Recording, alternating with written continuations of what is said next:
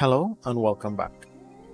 Today I got some really exciting news and some, well, not so exciting news for all you indie game developers out there. The Unity game engine, one of the most popular engines for creating games, has recently made some drastic changes to its pricing model. And the community is not really happy about it. So in this video, we'll discuss why there's never been a better time to switch to Godot. I'm just kidding. Or am I? No, seriously, just kidding. Well, you decide. By now, you may have seen the uproar that this decision has caused. But seriously, I can't see what all the fuss is about. Well, that is because I decided to make the switch to Godot earlier this year. After all, how can you trust a company that wants to punish game devs for having a successful game? Okay, I'm just kidding again. Or am I? In all fairness, when I used Unity, I loved the game engine and all that it offered. But after looking at all the videos and reading all the discussions that I've seen online over the past 2 days, it's not even about the money. It's about trust and integrity. Allow me to explain. Unity wants to charge for game installs. That's right, they want to charge game devs every time someone installs their game, calling it the Unity Runtime Fee, which will apply to games made with Unity Personal and Unity Plus that have made 200,000 USD or more in the last 12 months and have at least 200,000 lifetime installs.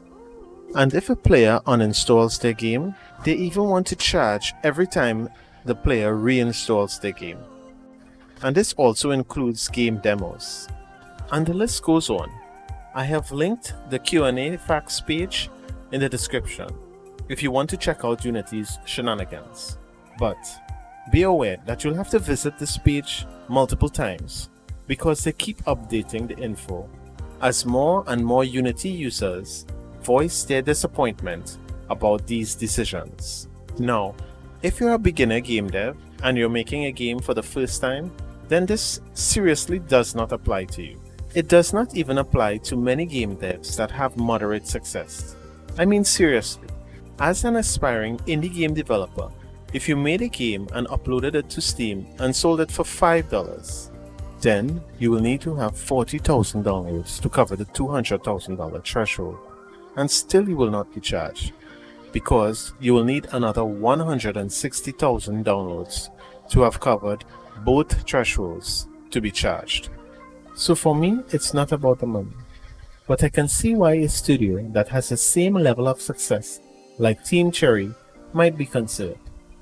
And what if Pinnacle had used Unity to make Vampire Survivors?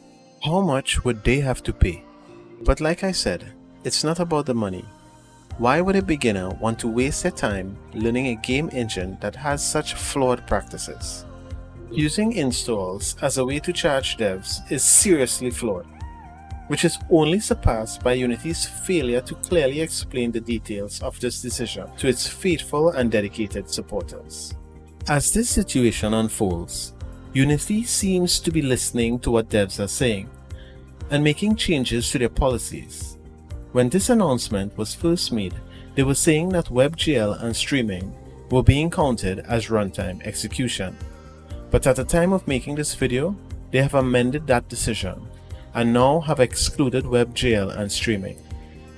But really, what is stopping them from changing things back? Maybe this has something to do with it.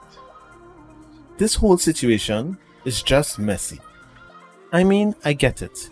Unity is a company and they need to make money to keep growing. But this is just a bad way of doing things. They should take examples from other younger game engines that actually put their users first.